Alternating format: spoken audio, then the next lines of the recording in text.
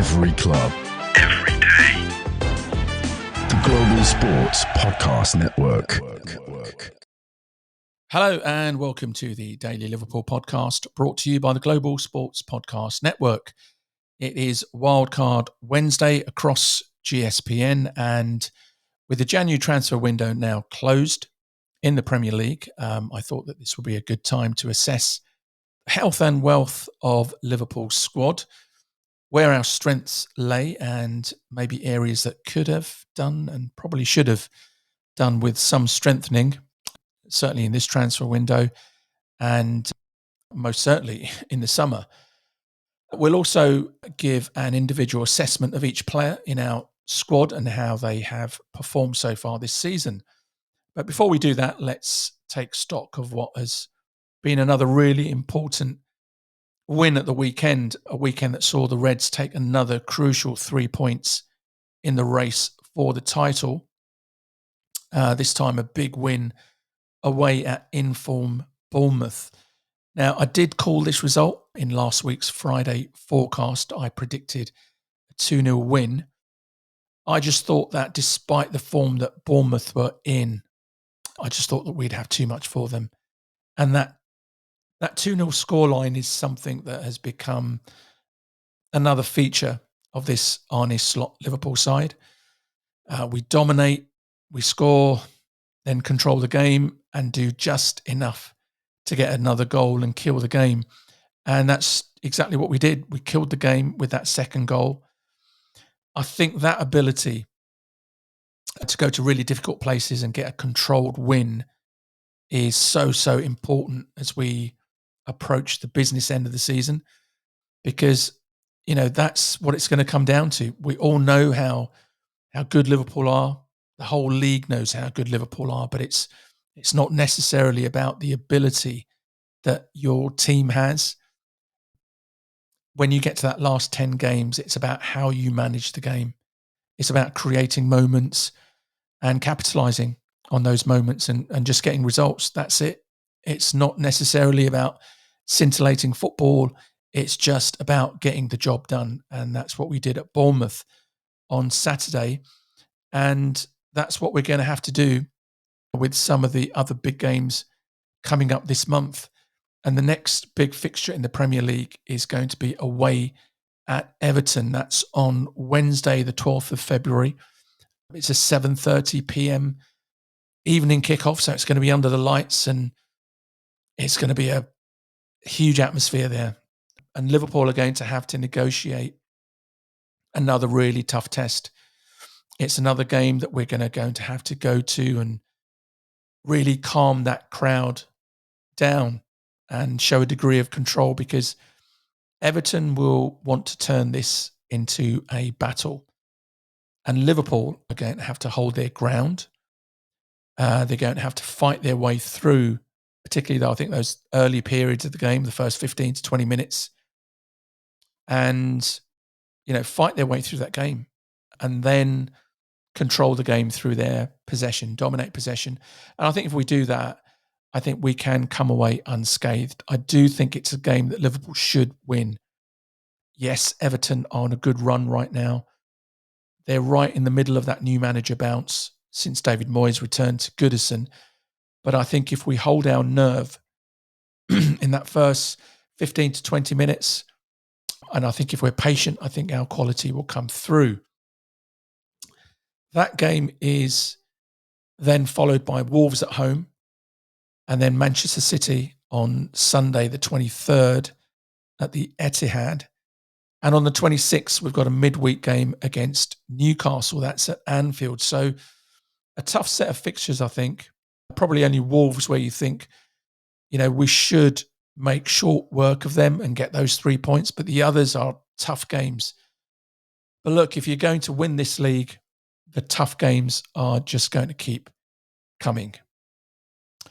Right, here at Global Sports Podcast Network, we spent a lot of time selecting our delivery platform. Zencastr came out the clear winner with 4K video recording from your phone, and AI editing automatically removes the ums and the ahs and the you knows. and 22 other speech patterns. Zencastr makes it super easy to start a podcast that sounds great. So if you're ready to tell your story, check out the link in the show description and learn more about Zencastr. Right, so the transfer window is now officially shut.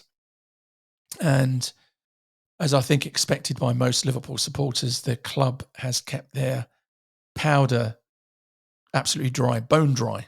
No signings, no loan deals. We're going with what we have. Is that a good thing? But, it's sometimes difficult to make your mind up on Liverpool's transfer strategy. There are two schools of thought on this one. Given the position that the club finds itself in, top of the Premier League, we're through to the knockout stages of the Champions League, going through, in top spot, still in the League Cup, still in the FA Cup. The question is, do you buy from this position of strength and really give Arne Slot, his squad a shot in the arm to cross that finish line and win the Premier League, maybe even the Champions League? Or do we sit tight? Do we say, well, if it's not broken, let's not try and fix it. Let's not rock the boat with a big signing at this crucial stage of the season, with all the inherent risks of a player coming in that doesn't settle, that maybe causes instability in a very settled team and a very settled squad. Now, clearly, FSG are in the latter camp. They've seen no good reason to go into the market and strengthen the squad. And maybe the players that are on the target list, maybe they weren't available this window. I don't know. Leave your thoughts in the comments section if you're watching this on YouTube. Tell us what you think about the club's transfer strategy this window. Indeed, the last two windows. Only £12 million spent on Federico Chiesa in the summer, and that's it. I mean, the only one player that has moved into the Premier League that I really thought we'd make a move for was Omar Marmoush. I thought he was excellent at Frankfurt. And, Egyptian Prince talk aside, I really thought he was an excellent fit for us. I know we're fairly well stocked in our forward line. It's not really the area we need to strengthen. But Richard Hughes, he did say in the summer that the club were ready to make opportunistic signings. And for me, Marmoush should have been that opportunistic signing. He's quick, he's very mobile, very flexible in that he can play across that front line and he can score goals. And yes, we've got 6 very good forwards, but with Mohamed Salah still not putting pen to paper on a new deal, still some speculation surrounding Darwin Núñez and whether or not Liverpool will keep him in the summer. I think that this was an opportunity to sign a very good attacking player that could have either been a replacement for Salah if he does leave, or someone that works in tandem with him. In any case, it was Man City that pulled the trigger on Marmoush, and I think that they've landed themselves a very, very good player. And he looks like he's going to be part of that summer rebuild at City that they'll be going through as they come out of what's been a horrendous season for them so far. And I do say so far, when you're still in the Champions League, a team always has something to fight for.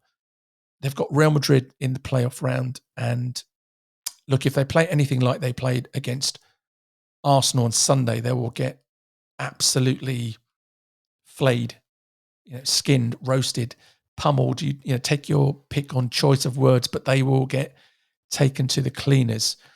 But, it's now knockout football. So it wouldn't surprise me if Guardiola came up with something to get them past Madrid. And then, who knows? A big prize is still up for grabs come the end of the season. Okay. This podcast is part of the Global Sports Podcast Network, the only network bringing you exclusive daily news and views on your Premier League team, the Premier League and women's football. It's a unique listening experience that puts fans first, bringing you the very latest breaking news from your team. So subscribe wherever you get your podcasts and make us your first listen every day. Global Sports Podcast Network, every club, every day. All right, let's take a look at Liverpool's squad as we head into this final push of the season. No activity in this January transfer window. That is now closed. Let's start with the goalkeepers. Alisson Becker is our number one, rightly so. For me, the best keeper in the Premier League and the best in the world. Others might put Courtois in that conversation. And yeah, I can see that. What we can say, look, he's in the top three. And, that's good enough for me. One thing that obviously is a question mark over Alisson is his fitness. He does tend to miss chunks of the season, every season. And we almost have to factor in at least maybe 1 or 2 months where he'll be out with a muscular injury, it is a concern for a goalkeeper that, at the end of the day, he's not getting any younger. And so you do think that maybe this issue is going to get worse as opposed to get better. And the question really for Liverpool as a club and for supporters is, can we live with that? Can we live with Alisson Becker being probably the best goalkeeper in the world, but we will have to be without him for maybe 1 or 2 months? Those could be crucial parts of the season. They may be the early part of the season. He does tend to have those injuries around kind of October, November time, which I don't know if there's anything in that, in the sense that, these players, they've had such a long season. Sometimes they don't tend to get much of a summer break because there's an international tournament. And, then they're back in the thick of things. And maybe it's just that overload that causes these injuries. But, we are blessed in the sense that we have, I would say, probably, the best backup goalkeeper in the world in Kelleher. So, we're well stocked in that position, and Liverpool have future-proofed that position as well by buying Mamardashvili from Valencia, who will be coming in the summer. And I think he's a very, very good goalkeeper. He's young. Now, whether him coming in spells the end for Kelleher or whether it means that Alisson Becker is going to make way remains to be seen. I would hope that Alisson stays as our number one for the foreseeable, with Mamardashvili coming in to kind of ease his way into that position. But, look, Mamardashvili, he's a very, very good player as an international. I really don't think he's coming to Liverpool to sit on the bench. He's coming to be number one, and he's already said that.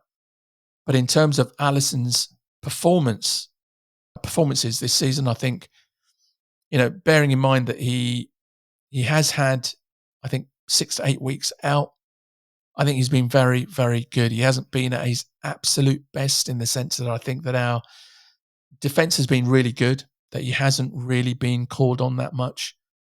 But what he does really well, and I think this is one of the things that makes him the best goalkeeper in the world, is one-on-one. I don't see anyone better than Alisson when there's a striker bearing down on goal. He's one-on-one with the keeper. His presence, the way that he never panics, he's always in the right position. And 9 times out of 10, he'll make the save. He's got great authority in that penalty area.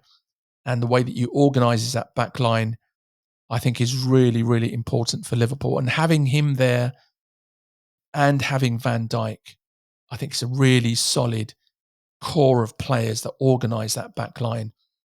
And so in terms of his performances, I think he's been very good. I'm going to give him an 8 out of 10. I hope that he's a player that stays with us at the end of the season, even when Mamardashvili comes. And I hope that he extends. I think that there's plenty of football left in Alisson. But I think he's had a good season so far.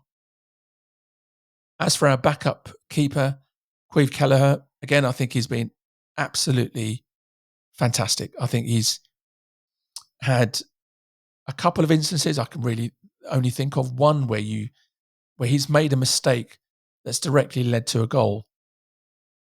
And that was away at Newcastle, where we were 3-2 up going into stoppage time, he comes out for a cross and then decides that cross is going out of play.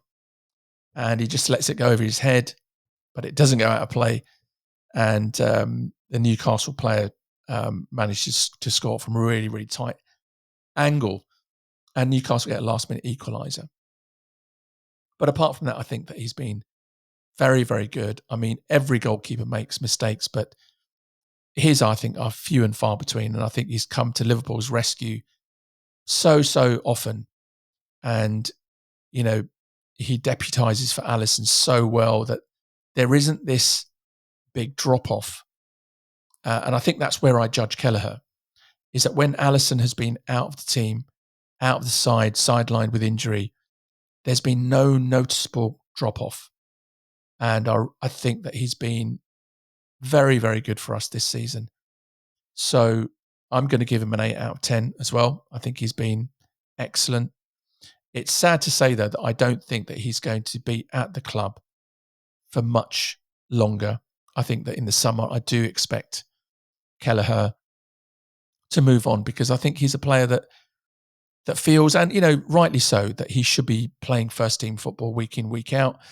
And it's, you know, it's just a shame that he can't do that at Liverpool when, you know, he's got someone like Alisson Becker in front of him. And so I think that he'll move on, and, you know, Mahmoud Ashley will come in, and those will be our two top goalkeepers. But yeah, he's had a good season. Okay, let's move on to our back four. Let's start with the right back position with Trent Alexander-Arnold. Now, obviously, the narrative has obviously been dominated by his contract situation and the fact that he's out of contract at the end of the season. I don't think it's been his best season. I don't think it's been his worst season. I think he's been quite inconsistent in patches when, you know, when you play as well as he has. You know, sometimes he's just out of this world, but sometimes it looks like he's never played football before. You know, the game that he had against Manchester United springs to mind. That was a terrible game for Trent. I think that was probably his worst game in a Liverpool shirt. But that has been a rarity, to be fair to him. I think that he's improved under Slot defensively, and maybe that has taken something away from his attacking play, which maybe makes it look like he's less effective for the team, because that is his strength. I think that, you know, Liverpool being at the top of the league and doing so well in the Champions League, you know, you can't criticise Trent Alexander-Arnold too much. I think sometimes it just goes overboard. Look at the position that Liverpool are in. As I said, we're top of the league, top of the Champions League. We're in all cup competitions, fighting on all fronts, and we're doing that with Trent Alexander-Arnold, this so-called terrible defender, you know, in the thick of that team. He's a regular. It just doesn't make any sense. And I think that people just like to pile on Trent, and I think his mistakes are magnified far, far more than other players. You know, that said, I think the contract situation has been a distraction at times. But look, there's just no getting away from that.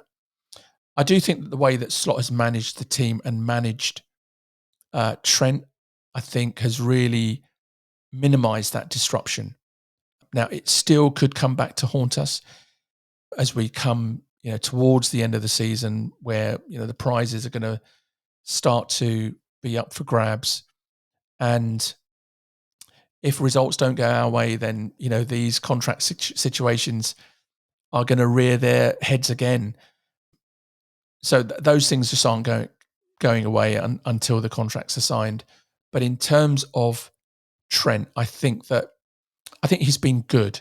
I don't think that he's been terrible. I don't think he's been exceptional. I think that he's been a bit up and down. He's been a bit inconsistent. So I'm going to give him a 7 out of 10. And in terms of his backup, or is he a backup?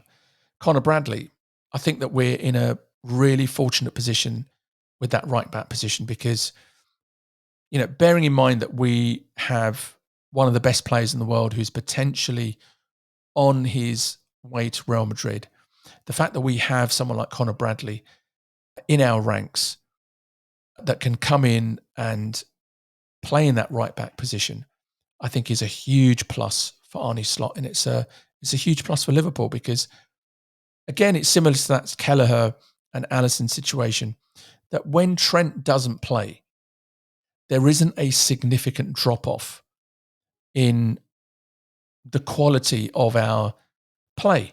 They are different players, and maybe the way that we attack and the way that we defend in that right back position is different when Trent is playing as opposed to when Conor Bradley is playing. But I think with Slot's slightly more conservative style of football, he's a bit more concerned about defensive solidity. I think Conor Bradley is probably a more suited right back in an Arne Slot team than Trent Alexander-Arnold is. And look, that's not to say that we don't want Trent to stay, and I'm sure Slot wants him to stay, but I just don't think that it's the end of the world, as some are predicting, if Trent were to leave, because of the quality of the players that we've already got that can fill into that position. And Conor Bradley is one of those. I think he's had a good season. I think he's had a very good season. I think that tackle that he made, I think it was on Mbappe in the Champions League against Real Madrid at Anfield late last year. I think that was it just summed up Conor Bradley and one of the highlights of the season in terms of a personal performance. It was a magnificent performance by the team and by Conor Bradley. So I think he's been excellent. And for me, he's been an 8 out of 10. So let's move on to the left side of our defence, and that's our left back. So we'll start off with Andy Robertson. It's been a strange season for Robbo. It's probably the first and only season since he broke into the team where question marks have been levelled at him. He's had injury problems, and when he's come back, he just hasn't really been himself. And the kind of performances and the kind of standards that he's set for himself over the last 5 or 6 years, he hasn't really reached those levels consistently. So, the commitment is there. The effort is there from Andy Robertson. I don't think that's ever going to go away. That's just Robbo. And you're never going to see this player not put the effort in, or not put the tackles in, or not put his body on the line. He's never going to be that player. But I think the question marks are over his ability to live with some of the attacking wide players that he has to face week in, week out in the Premier League, and also now in the Champions League, bearing in mind that his pace is obviously going to be waning, with his advancing age. I do think that some of it is harsh. I think that we just kind of live in an era, a social media era, where every mistake is highlighted and magnified and just blown all out of proportion. So I do think that he's partly a victim of that. But, there have been performances where, he just hasn't been up to his level. And it's probably reflected in the amount of time that Kostas Tsimikas has played, when really Kostas Tsimikas has always played second fiddle to Andy Robertson. But look, I do think it's a player that is of huge value to Liverpool, to the team and to the squad. I think it's important that Liverpool keep players like Andy Robertson, because we do need to keep a core of experienced senior professionals. And because, look, we don't know what's happening to Virgil van Dijk, to Mohamed Salah and Trent Alexander-Arnold. You can't have 4 or 5 senior players leaving at the same time. I think that would, it would be disastrous for Liverpool. So I think for me, Andy Robertson is still a valuable member of this squad, even if he can't play every single game, week in, week out. But I think that he's had, on his standards, a fairly average season. So I'm going to give him a 6 out of 10. Which leads me to Kostas Tsimikas. And look, I mentioned that the player that has, taken that spot, here's the debate. Who is now Liverpool's left-back number one? Because for me, they're probably running neck and neck. We've had Robertson be the number one for quite a long time, and Tsimikas would be the backup player. Now, is it a case that Tsimikas has raised his game and is now neck and neck with Robertson and pushing him for that position? Or is it that that his performance levels have dropped and he's gone down to Kostas Tsimikas' level, and so there is that competition? I think there's a debate to be had on that, and maybe you can leave a comment in the comment section to tell us what you think. But what we all realise is that left back situation does need addressing in the summer, whether that's Kirkes at Bournemouth. I'm sure Liverpool got other players on their target list, but I think in the summer that is most certainly an area that we need to strengthen. But in terms of Kostas himself, I think he's had a really good season. I think that it's been really important to have him when Robertson has been injured. Sometimes Joe Gomez has been injured as well, and Gomez has filled in at left back often. And I think what Kostas gives us is that, I think, particularly in the attacking third, I think his deliveries into the box are very good. His set pieces are good. His corners are really good.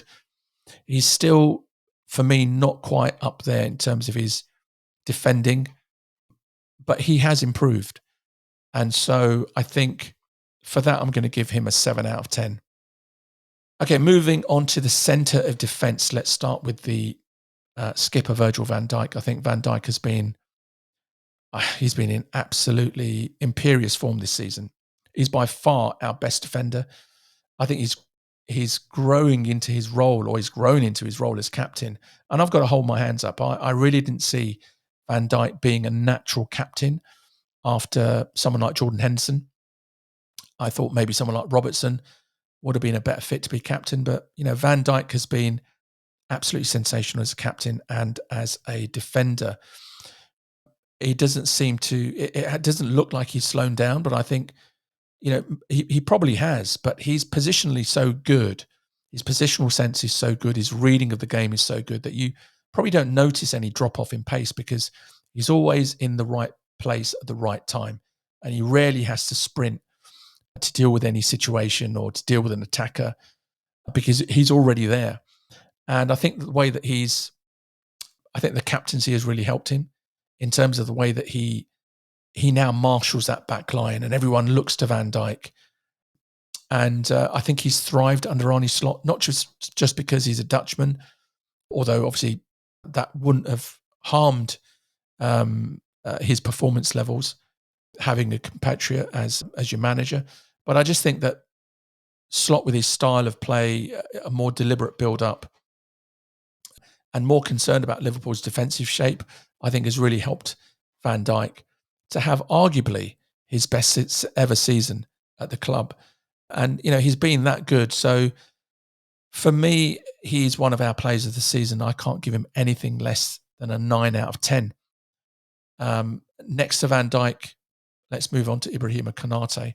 Although not ever present, because Konate does also tend to have a few injury issues, which can be a bit of a concern. But, look, it's just something that we're going to have to live with certain players. But I think Konate has been really, really good this season. In fact, I think he's moved up a level. And I think that him and Van Dijk, obviously by far and away our first choice central defensive pairing, they work so well in tandem. You've got Van Dijk, who's this kind of Rolls Royce of a defender. His positional sense is always good. He's always there at the right time, the right place. And then you've got Konate, who, his strength, his raw power, his pace is so vital for Liverpool when we're attacking, because it does protect us from those counter-attacks, and especially when the fullbacks are bombing forward. And he's playing next to Trent Alexander-Arnold. So having someone like Konate next to you, is, I think, so important for us. I'm just hoping that he can remain injury-free. To be fair to Konate, I think the last injury that he had, he was out for 6 weeks. I don't look at that injury as being kind of symptomatic of an injury-prone player. I think an injury-prone player is someone who gets muscular injuries. He's pulled a hamstring or he's pulled a calf muscle. That, for me, is an injury-prone player. Like Thiago, a couple of seasons ago, I think he was an injury-prone player. But I think Konate's last injury was an impact injury. I think it was literally the last kick of the game against Real Madrid in the Champions League, and he gets smashed on the knees. And, look, those kinds of injuries, studs into the shin, I don't think that makes you injury prone. I just think that, you just got injured. And I think this season, Konate hasn't had those muscular issues. And I think that's something positive. Hopefully he can stay injury free, because when he's there with Van Dijk, I think Liverpool are just so much stronger. So I think he's been excellent, and I'm giving him a 9 out of 10 as well. A quick kind of comment on Joe Gomez and Gerard Kwanzaa, who are our kind of backup defenders. I think, again, Gomez, I think, has been excellent for us. He's out injured. He pulled a hamstring in that 5-0 win away at West Ham earlier in the season. But once again, he's filled in at centre-back, at left-back, at right-back. For me, a hugely important member of our squad. He's reliable. He's versatile. For me, it's an 8 out of 10 for Gomez. And Kwanzaa, look, he's had a difficult season at times. He's been limited in his game time, made a few mistakes, but he's very young, and you do tend to have that little dip at this age.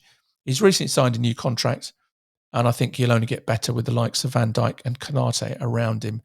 But it's probably been a tough season for him so far, but a 6 out of 10 for him. Let's move on to the midfield then. And let's start with maybe the player of the season so far, Ryan Gravenberch. I mean, who saw this coming? A player brought in by Jurgen Klopp. He was playing in attacking midfield, that kind of central midfield area as well. And Arne Slot just comes in, and, we miss out on Zubimendi in the summer for that defensive midfield, double pivot position. And, what a midfield that would have been with Zubimendi and McAllister. But Slot pulls off a masterstroke by somehow seeing that there was a player in there, in Ryan Gravenberch, that could do a defensive midfield double pivot role for Liverpool alongside Alexis McAllister. And he's been absolutely sensational. And I would go so far as to say that if we do go on to win the Premier League, I think not only will he be arguably our player of the season, I think that he'll be right up there to be the Premier League's player of the year. Without a doubt, he's been absolutely magnificent in that role. The way that he's adapted his game, his composure on the ball, the way that he finds space when he's surrounded by 2 or 3 players, he never panics, and he always finds the right pass and always finds space. And I just think that he is an absolute find for Liverpool. I mean, God, FSG will love him because he's probably saved them, 50, 60, 70 million pounds. Can I give anyone 10 out of 10? I really shouldn't. I mean, if I could, I'd give it to Gravenberch, simply because he's moved into a position that he hasn't played before.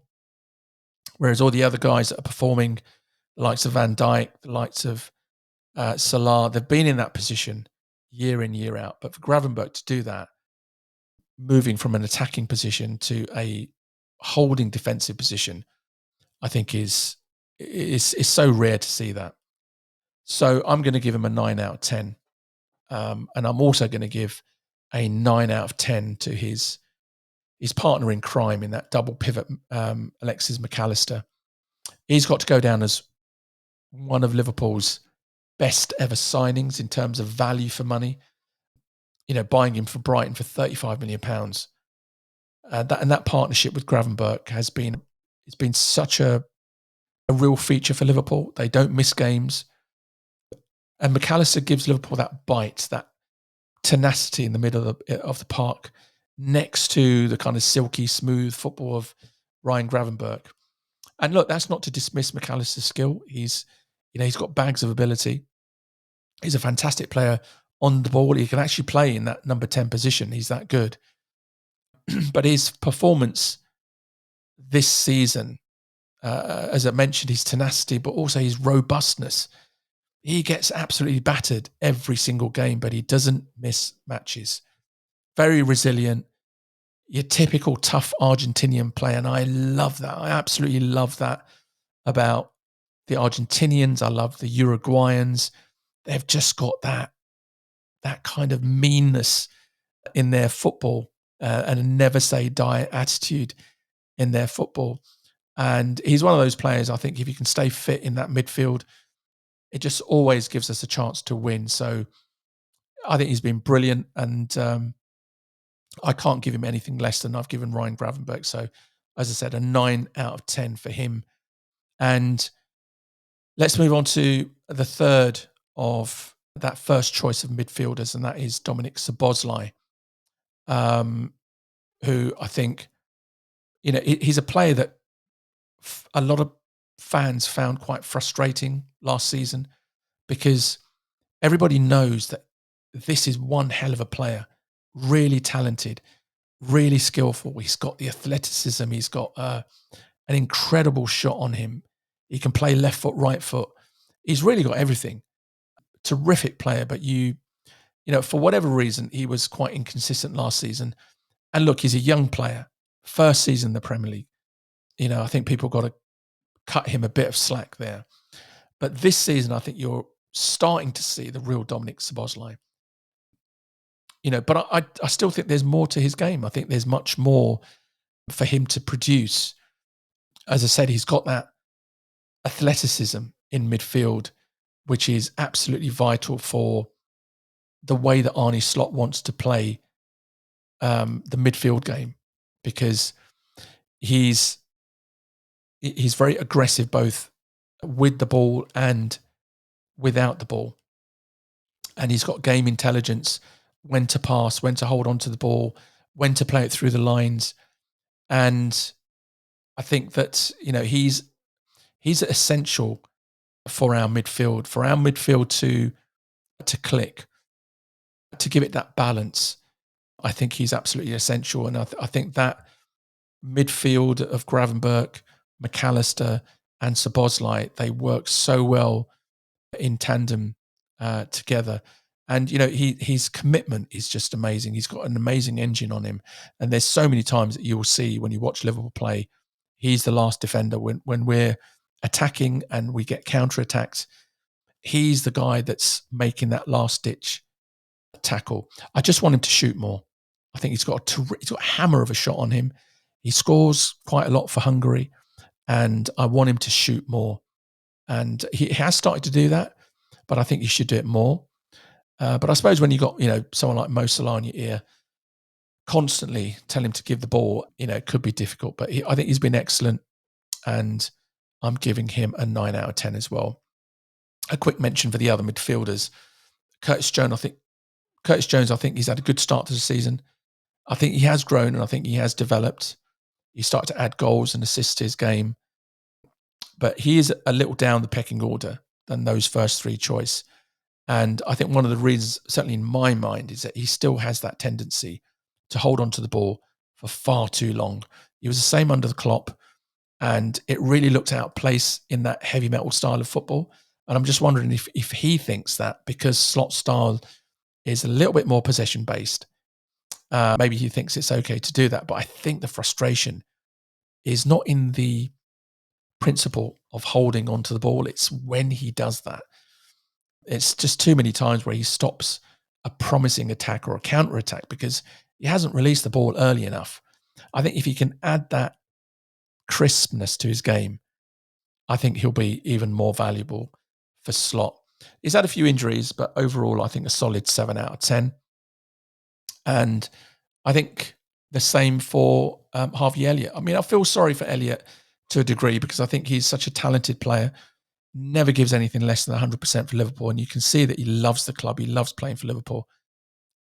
And he's been very, very effective for us when he comes on, either as a sub or even when he starts. But he's just been unlucky with injuries, which means that he just can't get that rhythm and a run in the team. And, given that he's got a lot of competition at midfield, I think it's been quite hard for him this season. But I think every time he comes on, I think he contributes and he's shown his quality. He's got ability and he does score goals and he assists. And I think that he's a player that will grow under Slot. And I just hope that there were a lot of rumours in the early part of the transfer window that there were some teams looking to take him on loan. I hope that's not true, and I hope that he stays because I think he's a valuable addition or a part of our squad. And one mention for Endo. I want to talk about Endo, even though he's not a regular by any means, and even his substitute appearances are very, very limited.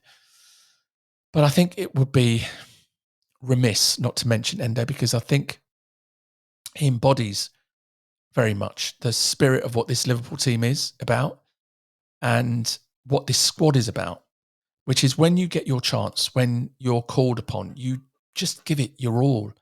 And no one does that more than Endo. And I think most Liverpool fans, now understand why he wears a gum shield, because this guy will put his face in the line of fire without hesitation. He'll put his foot in, he'll put his head in if it means winning a tackle or if he's going to help the team. And, whenever he's come on this season, whether he's been in defensive midfield, whether he's been at centre-back as well, because he's played there as well, he's never let the team down. And you can see that Slot absolutely adores Endo. And the fans absolutely adore Endo. And I just hope that we win something big. And I hope that he gets an opportunity to play in some of those critical games, whether that's in the Premier League run-in or whether that's in some crucial Champions League matches or, even the League Cup or the FA Cup. I just hope that he gets to play an integral part of that and that he feels that, because every single Liverpool fan absolutely loves Endo. And for that, I'm going to give him a 9 out of 10. I know that's controversial. I know people are going to be thinking, what are you talking about? I'm putting him next to Van Dijk and McAllister and Gravenberch. But I'm just putting that score in its context. It's not because he's playing every game, but it's just that whenever he does play, he just never, ever lets the team down. And Endo, you're in that Van Dijk and Gravenberch bracket, 9 out of 10. Let's move on to the forward line. This is going to be fun. We've got to start with the Egyptian king. I mean, look, I'm not going to bore you with the stats. We all know the numbers, the goals, the assists, the goal contributions, the records that keep tumbling every week. The man is a phenomenon. Look, as Liverpool fans, I think, we've been spoilt over the ages, each generation, in terms of great players that we can look back on. Keegan, Dalglish, Souness, Barnes, Rush, Fowler, Gerrard, Torres, Suarez. I know I've missed out loads. The list is so long, but we are witnessing greatness in real time. He is an all-time Liverpool great. He's a Premier League great. He's an English football great. For those of you out there who understand that football in England did exist before 1992. He's right up there with the greats, with Gerrard, with Dalglish, with Rush. He's right up there. And that's all I really need to say for a player who, at 32, is still performing at this level and putting up ridiculous numbers and performances. 9 out of 10 for you, Mo. Cody Gakpo, another player that is a vital part of this new slot machine. Again, last season, we were all thinking, what is Gakpo? Is he a striker? Is he a wide player? Is he a midfielder? He just doesn't seem very good at any of those positions. He just didn't fit in. But whether it's just certainty over his position, whether it's the fact that last season was his first season in England and now he's settled in, probably a combination of those things. But whatever it is, he's now a bona fide member of that forward line, which is, let's face it, it's arguably the best in Europe. He's got things in his kind of makeup, in his arsenal, I never knew he had. For example, he's got a hell of a shot on him. We've seen that all season, scoring absolute crackers from distance. His game intelligence, his goals and assists, he's been excellent and works so well with all of that forward line. So Cody, a Gakpo-style salute to you, my friend, a 9 out of 10. Luis Diaz, 8 out of 10. Started off really strong, has kind of settled down to a solid 7, 8 out of 10 every week. He's shown his value with not just his goals and assists, but his versatility. And Slot using him centrally and doing, a decent job there. He's still our best dribbler, and his work rate is just off the charts. Diogo Jota the Slotter, probably our best finisher alongside Salah, but injuries are his blight. As soon as he gets back into the team, it doesn't take him long to get on the score sheet. He doesn't need 5, 6, 7 games to get that match speed up. He scores in the game that he comes back in. And I guess maybe this is why we need 6 attackers, with injuries. Maybe we just live with the fact that Jota's going to miss 1 or 2 months every season, knowing that he'll score when he's fit. And, when he's not fit, we've got excellent depth in that forward line to, pick up the slack. So it's hard for me to give him a score. I want to say 8 out of 10, but I'm probably going to give him a 7 because he's just missed so many games. Darwin Núñez. I'm going to give him an 8 out of 10. And I know what you're thinking. 8 out of 10, really? Yeah, I'll tell you why. I think that Darwin Núñez, has not scored as many goals as he should and as we would like and as he would like. And it's not about, this kind of, he causes havoc in opposition defences, which is true, but that's not the reason he's in the team and why I think he's been valuable for us. Núñez plays to Slot's tactical setup. He presses, he harries, he pulls defenders out of position for the likes of Salah to exploit, much in the way that Roberto Firmino did for us as well a few years ago. His defensive work, the way that he tracks back, the way that he counter presses, and one more thing, his passion, his commitment, and his absolute love for Liverpool Football Club, which you can see with every goal he scores, with every crunching tackle, with every snarl, and yes, with every yellow card or red card he picks up. He gives his absolute all for Liverpool Football Club. And that's why we sing his name. That's why the fans will always back him. And, I'd rather have a Darwin Núñez than a Marcus Rashford on 350 grand a week, strutting around, acting like the club owes him a favour. You'll never see Núñez give up a chase. You'll never see Núñez not trying. You'll never see Núñez not putting in the effort, or anyone questioning his desire, even when he's getting flack, even when opposition fans are mocking him, when pundits are saying he's not good enough for Liverpool Football Club. I'd say he gets far more derision and criticism than Marcus Rashford, but he's loved far more by Liverpool fans than United fans love Marcus Rashford. If Marcus Rashford had half of the attitude, commitment, work ethic that Darwin Núñez has, I think Rashford will be playing week in, week out at United, or at a top club anyway. So yeah, 8 out of 10 for Núñez. And I think let's close off with Chiesa, our only signing of the season. £12 million, absolute steal, but we've not seen much of Freddie Church this season with injuries and fitness concerns. But in recent weeks, he's started to get more game time. He's getting fitter. We're starting to see glimpses of the player that just may have a big say for Liverpool come the end of the season. So 7 out of 10 with room for improvement. So that's the squad. Did I miss anyone out? Probably did. It's looking good, but I do think that in the summer we absolutely must buy defenders.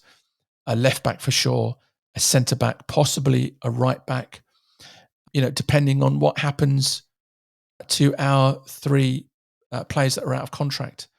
And maybe that's the big factor in why the club wasn't active in the transfer window in January, because, it's probably a case of let's see what happens in the summer with these guys, whether they sign a contract or not. And then we'll know what kind of players we'll need to bring into the squad. We shall see. But look, that is all for today. Give us a follow on your preferred podcast platform so that you get the very latest content when it drops. We're now on YouTube, so check us out on the Global Sports Podcast Network YouTube page. Follow us on social media at GSPN Liverpool. You can email us at gspndailyliverpool@gmail.com. Join us again tomorrow as we build up to the big semi-final second leg in the League Cup against Spurs. Until next time, thank you for listening. Every club, every day. The Global Sports Podcast Network.